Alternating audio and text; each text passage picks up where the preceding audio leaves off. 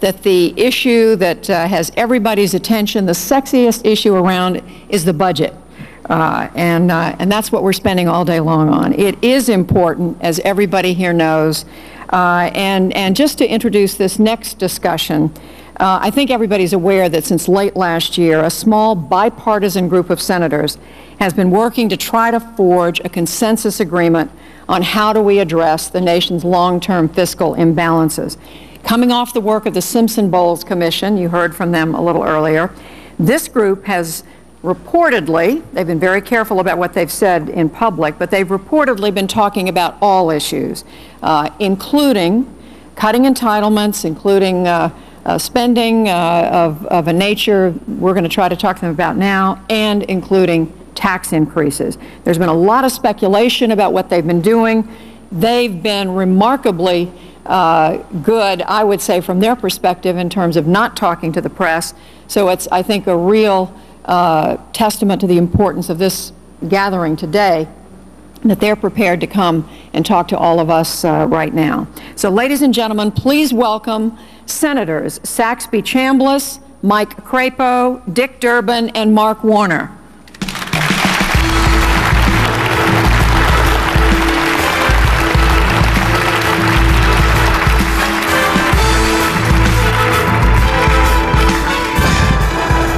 Senators, thank you very much, and I just complimented you. As a reporter, normally we don't compliment people for keeping things a secret, but it has been remarkable the degree to which the work that you've done has been kept under wraps. So I'm going to start with you, Senator Chambliss, because you and Senator Warner were sort of I guess the two originals in this group, and it quickly expanded to include others. Let me start with you. Where does your work stand right now? We know that you had a sixth member in Senator Tom Coburn. He fairly publicly stepped away last week. And today we were supposed to have Senator Conrad. He, at the last minute, had to be on the floor of the Senate because of a Senate debate, the vote coming up at 5 o'clock. But give us a sense of, as of today, where do your discussions stand? Well, first of all, let me say, Judy, that what you mentioned is exactly right about the fact that we could have 6 senators sit in a room for almost 6 months in this town and the contents of the discussion not get out. That's the way the Senate used to work, and our goal was to make it work that way from day one, and these folks have just been tremendous to work with. We've talked about a lot of sensitive issues, obviously. And this issue in and of itself is so complex that every time we would reach a point of mutual common ground on one issue, then something else would pop up. And that happened during the course of all of this, and at times all of us became frustrated, but we always came back together. Unfortunately, Senator Coburn made the decision last Tuesday to exit the group and, as he said, take a break. I'm not giving up hope that Tom's going to come back. This needs to be a bipartisan agreement if we're able to reach one, and we have gotten close. And we're very hopeful that at the end of the day, Senator Coburn's going to rejoin our group, but I can't say when that's going to be. Senator Durbin, you've been a member of this group from the outset. How hard has it been for the 6 of you to sit there, 3 Republicans and 3 Democrats, to talk about these issues? It has not been hard. I think we like one another, and that helps. We have a different point of view on some issues, and we've tried to work through them. It almost sounds like a legislative process, and it's something that we want to encourage, and I hope that if we can move forward from where we are today, that it'll be a model for our colleagues to join us toward a solution. I know what the alternative is. As the majority whip in the Senate, with 53 members needing 60 votes, I can tell you that it's a very difficult task unless you have bipartisan cooperation. With a divided Congress between the House and the Senate, it's obvious as well. So it has been difficult on an issue basis, not difficult on a personal basis. We've come to like one another, and we've shared a lot of popcorn.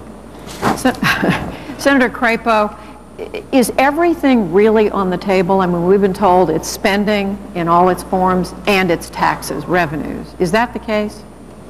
Well, yes, everything is on the table. Everything has to be on the table.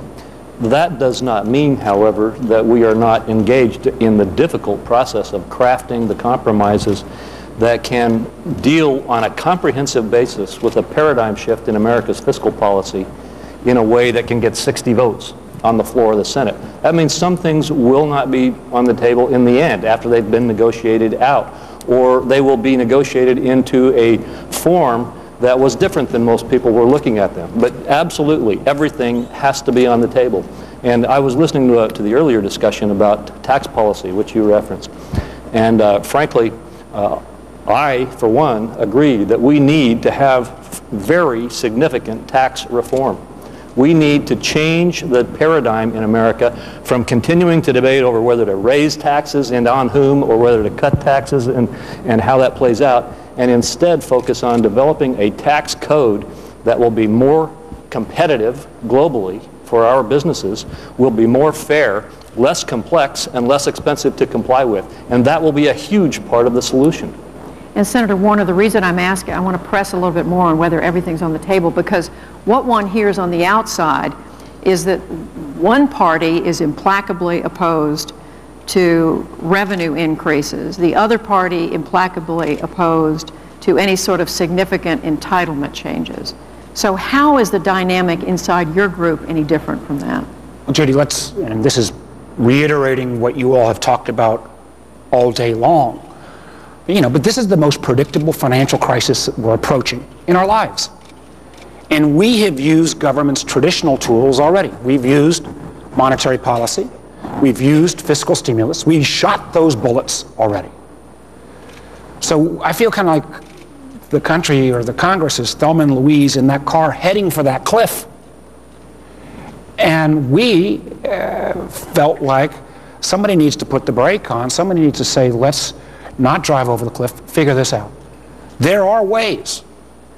And we took the Simpson-Bowles report as a starting point, where you can cut tax rates, look at tax spending, government spending by a different name, as Governor Daniels said, tax expenditures, cut back on those, generate revenue, and actually, for folks like Dick and Kent and I, maintain or improve the progressivity of our tax system. There are equal ways on some of this stuff that's just math. With an aging society and with increasing medical technology, the notion of how we make our entitlement promises keep them in a fiscally sustainable way, we've just got to grapple with. I mean, and this is one, and let me just speak for myself, Social Security doesn't contribute to the deficit. We don't think it, but the idea that it's on a sustainable path just isn't true. I mean, Bismarck was the guy that set 65 as the retirement age when he was premier of Germany, when life expectancy was mid-50s. Wasn't a bad deal if you outlived the actuarial tables. But with aging population, with 17 workers for every one retiree in 1950, 3 for every one now, we've got to make sure the promised Social Security is there. So I think there is a real, and one of the things, I'm a new guy, but these senators and Kent Conrad and Tom Coburn, I found that there was a willingness to discuss everything on an intellectual basis, to kind of check your partisan hats. And I still believe, in terms of a comprehensive approach, that this is the best possibility. If we can start with a bipartisan group in the Senate, that's the way to move forward, not just in terms of a short-term debt extension, but in terms of a comprehensive plan. Senator Chambliss, you've said that you all are working off of the Simpson-Bowles Commission report. Why not just adopt that report like it is? Well, it's easy to say you want to just take that report and put it into legislative language, but the fact is there were several options in the Simpson-Bowles plan on different issues. And we've had to go through and we've had to look at those options, decide which one we think is best, number one, but at the same time decide which one of those options we think is going to get 60 votes. Because we can go through all of this exercise and we can take all these arrows that we've been taking for the last 5 months, and if we don't develop a product that's going to get 60 votes, then we haven't gotten anywhere. And the overall concept of Simpson-Bowles is a very good foundation to build on, and I think all 4 of us, as well as Tom and Kent, would say that we've taken Simpson-Bowles and even improved it in some areas. Because You want to give us an example? no. I think we've looked at ways you can actually get it passed. Yeah, we've taken some specific areas of the reform package, whether it's revenues, where we look at it as not increasing taxes, but increasing revenues. And anybody that thinks that we're going to repay this $14 trillion debt we owe, and by the way, even though we're down to 5, that $14 trillion is still owed. So when we say we're continuing to work, that's why we're continuing to work. But anybody that thinks that we're going to solve it simply by cutting 12 to 14% of the budget really isn't thinking seriously about this. And that 12 to 14% is the discretionary portion of the budget. That's why everything has to be on the table, as Mike alluded to earlier. And we have taken the plan and we have expanded it, and we think made it better from the standpoint of both the spending reduction, both from the standpoint of reforming the entitlements, as well as looking at the revenues. And while we're reducing tax rates a la Ronald Reagan, we're going to increase revenues a la Ronald Reagan.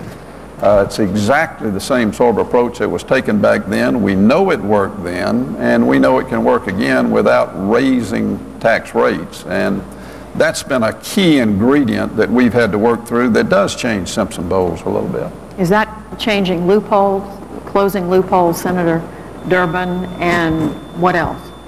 Well, this commission, Bowles-Simpson, finally opened a door which had remained closed in most of these conversations. Tax expenditures, the tax code. $1.1 trillion per year. Deductions, credits, loopholes, exclusions, you name it. 1.1 trillion also equals the total amount collected each year in personal income tax in America. It is a significant amount of money. And what we have said, what was said in the commission, what we continue to say is it is a worthy exercise for the appropriate committees and members of Congress to sit down and make some value judgments. Are all of these things important for the future and growth of America? From my point of view, some of them are not. Some of them are.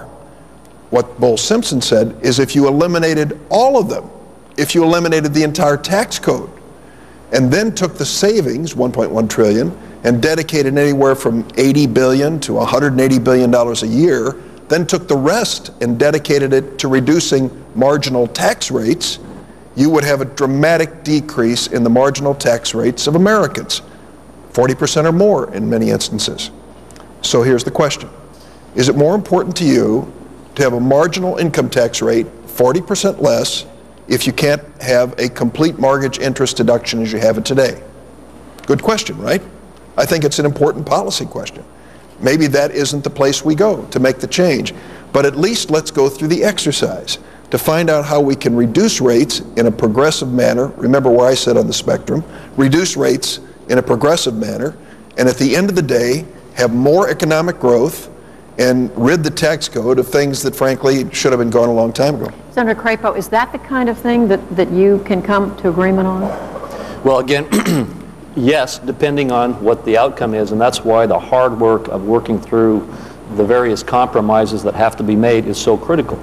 Again, I come back to the point that one of the most important and powerful parts of the Fiscal Commission's deliberations and outcome was the change in paradigm with regard to looking at revenue.